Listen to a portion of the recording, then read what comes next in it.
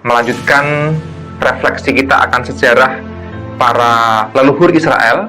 Dan kali ini saya mengajak kita untuk belajar dari kisah tokoh yang bernama Yusuf. Lalu kata Yehuda kepada saudara-saudaranya, "Apa untungnya kalau kita membunuh adik kita dan menyembunyikan darahnya? Mari kita jual dia kepada..." Di mana dia dalam kisah sebelumnya menjadi anak emas dari Yakub ayahnya, dan perlakuan bapaknya yang pilih kasih kepada Yusuf membuat adik-adik atau kakak-kakak Yusuf merasa cemburu. Kemudian mereka bersekongkol untuk mencelakai. Tentu saja Yusuf mengalami pengalaman itu dengan pedih, dan bahkan mungkin dia trauma dengan perlakuan para saudaranya itu.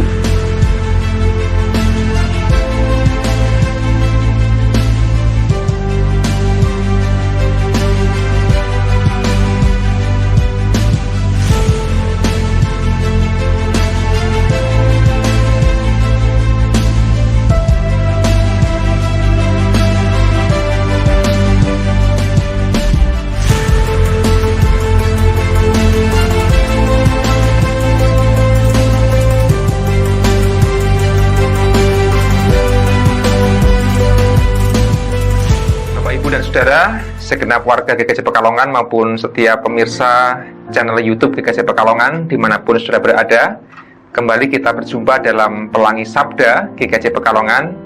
Dan kali ini kita telah sampai di episode yang ke-28, melanjutkan refleksi kita akan sejarah para leluhur Israel. Dan kali ini saya mengajak kita untuk belajar dari kisah tokoh yang bernama Yusuf. Dia adalah anak dari Yakub dan Rahel, merupakan satu di antara 12 anak Yakub. Nah, kisah Yusuf menarik kalau kita cermati dalam bacaan kita hari ini, yaitu Kejadian 37 ayat yang ke-23 sampai yang ke-30. Kejadian 37 ayat yang ke-23 sampai dengan ayat yang ke-30. Dan salah satu episode kisah Yusuf yang cukup memprihatinkan adalah ketika ia dimasukkan dalam sebuah sumur dan kemudian ia dijual ke Mesir. Nah, beginilah kisahnya. Sesampainya Yusuf kepada saudara-saudaranya, mereka pun menanggalkan jubah Yusuf, jubah yang sangat indah yang dipakainya. Mereka membawa dia dan melemparkan dia ke dalam sumur. Sumur itu kosong, tidak berair. Kemudian mereka duduk untuk makan. Ketika mereka melayangkan pandang, mereka melihat kafilah orang Ismail yang datang dari Gilead. Unta-unta mereka mengangkut damar, balsam, dan damar ladan. Mereka sedang dalam perjalanan membawa barang-barang itu ke Mesir. Lalu kata Yehuda kepada saudara-saudaranya, "Apa untungnya kalau kita membunuh adik kita dan menyembunyikan darahnya? Mari kita jual dia kepada orang-orang Ismail itu. Tetapi janganlah kita apa-apakan dia, karena ia saudara kita, darah daging kita." Saudara-saudaranya pun mendengarkan dia. Ketika saudagar-saudagar Midian itu lewat, Yusuf ditarik ke atas dari dalam sumur itu, kemudian dijual kepada orang Ismail itu dengan harga 20 shikal perak. Lalu mereka membawa Yusuf ke Mesir. Pada waktu Ruben kembali ke sumur itu, ternyata Yusuf tidak ada lagi di dalamnya. Lalu ia mengoyak bajunya dan kembali kepada saudara-saudaranya. Katanya, "Anak itu tidak ada lagi. Apa yang harus kulakukan?" Bapak, Ibu, dan saudara yang terkasih, demikianlah kisah tentang nasib Yusuf yang tidak terlalu beruntung, di mana dia dalam kisah sebelumnya menjadi anak emas dari Yakub ayahnya, dan perlakuan bapaknya yang pilih kasih kepada Yusuf membuat adik-adik atau kakak-kakak Yusuf merasa cemburu. Kemudian mereka bersekongkol untuk mencelakai Yusuf. Dan akhirnya dalam bacaan kita dikisahkan bahwa Yusuf dimasukkan ke dalam sebuah sumur yang kosong, yang tidak berair. Lalu para kakaknya berubah pikiran, lebih baik Yusuf dijual saja kepada orang Midian itu.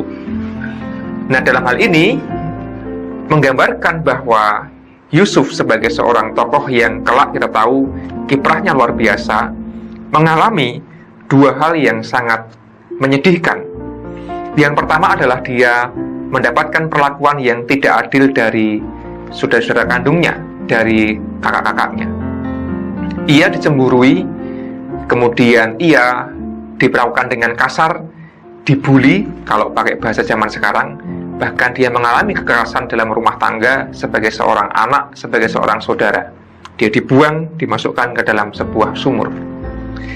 Tentu saja Yusuf mengalami pengalaman itu dengan pedih, dan bahkan mungkin dia trauma dengan perlakuan para saudaranya itu. Dan dalam kehidupan kita sehari-hari, kita terkadang juga menemui orang-orang yang mengalami perlakuan tidak menyenangkan dari anggota keluarganya. KDRT adalah kasus yang terus-menerus muncul di banyak keluarga dan termasuk keluarga-keluarga Kristen. Ada kecemburuan, ada perlakuan yang tidak adil, ada berbagai macam hal yang membuat kekerasan dalam keluarga itu dimungkinkan. Entah suami kepada istri atau sebaliknya istri kepada suami, entah orang tua kepada anak, atau kadang sebaliknya anak kepada orang tua, entah mertua menantu, menantu mertua, entah sesama saudara seperti yang dialami oleh Yusuf. Yang jelas kekerasan dalam keluarga merupakan hal yang traumatis bagi orang yang mengalami, terutama bagi korban. Dan Yusuf mengalami itu tidak hanya dimasukkan dalam sumur, tapi kemudian ia dijual. Kekerasan fisik, tapi juga kekerasan mental, kekerasan psikologis ketika ia ditolak, tidak lagi dijadikan anggota keluarga, tetapi dijual, diibaratkan seperti budak, bahkan diibaratkan seperti barang. Itulah pergumulan Yusuf yang pertama dalam bacaan kita pada hari ini. Tidak cukup mengalami perundungan dari para saudaranya, Yusuf juga mengalami keterasingan ketika ia menderita harus berpindah dari tanah leluhurnya menuju ke Mesir, ke tempat yang asing. Bukan hanya tempat yang asing, tempat yang baru, tapi juga status yang baru. Dari seorang anak yang begitu dikasihi oleh ayahnya, Yakub, menjadi seorang budak, seorang batur yang dijual. Tentu saja Yusuf mengalami masa-masa yang tidak mudah, di mana ia harus beradaptasi dengan situasi yang baru. Dia harus berjuang bagaimana menggumuli hidupnya, berpisah dari keluarga, berpisah dari ayah yang sangat mengasihinya, berpisah dari tetangganya, menuju ke tempat yang baru. Tentu tantangannya sangat luar biasa. Nah, tetapi kita tahu kisahnya bahwa Yusuf kemudian tidak berhenti dan tidak menyerah. Bahkan Tuhan nampaknya memakai penderitaan yang dialami oleh Yusuf ini menjadi momen untuk semakin mengasah kedewasaan Yusuf dan mencerminkan kepada kita semua, Bapak, Ibu, dan Saudara terkasih, barangkali kita ataupun orang-orang di sekitar kita tengah mengalami pergumulan yang berat, dan terkadang pergumulannya tidak hanya satu, tapi 2, 3, atau bahkan banyak sekali pergumulan yang berat sekaligus. Kita belajar dari Yusuf, di tengah pergumulannya itu, dia tidak ditinggalkan oleh Allah, tetapi ia tetap disertai oleh Tuhan. Bahkan Yusuf berhasil memanfaatkan keberadaannya di Mesir itu sebagai momen di mana ia kemudian menunjukkan kualitas hidupnya.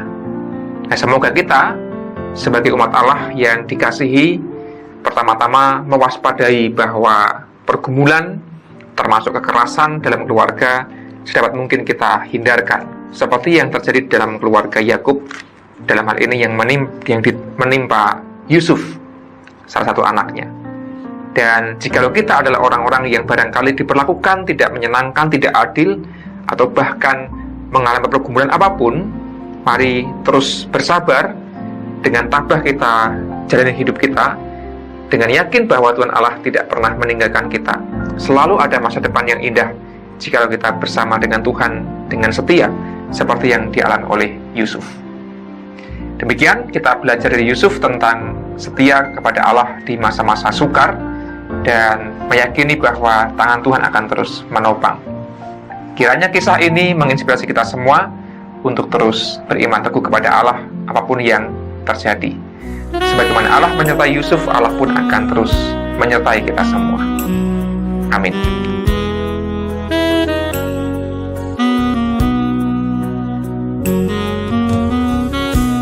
Kasih setiamu yang kurasakan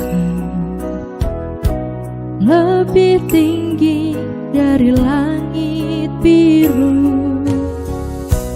Kebaikanmu yang telah kau nyatakan lebih dalam dari lautan.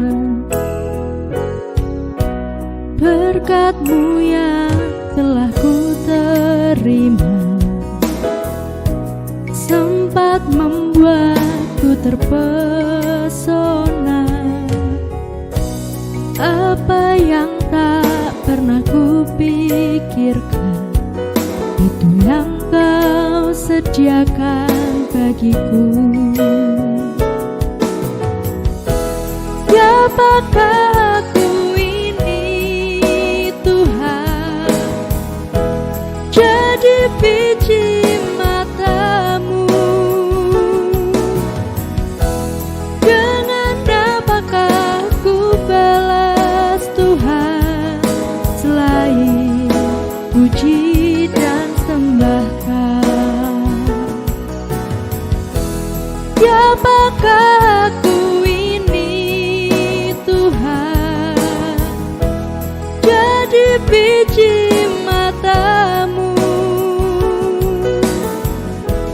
Dengan apakah ku balas Tuhan selain puji dan sembah Kau?